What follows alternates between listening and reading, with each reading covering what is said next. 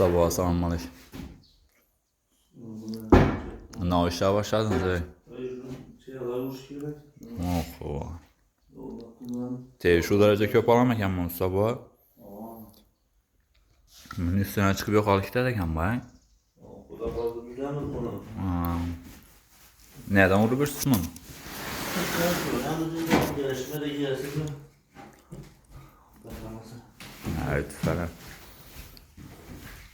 Bir iş bilen evvelden şoğullanasın mı? Yaşımdan kendi bulan başıma. Evet falan.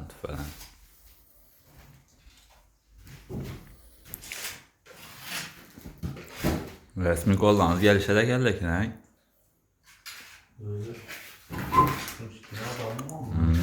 Bildin de özü masura kusura bir çelik var koyup dağıtır genizde.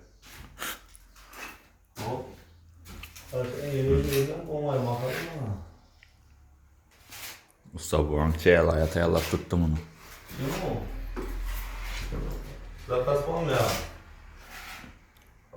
Şimdi kurup nicayip olsa nereden vurup veririz kvadratını? İçine giriş kitirlerden. Ah ey.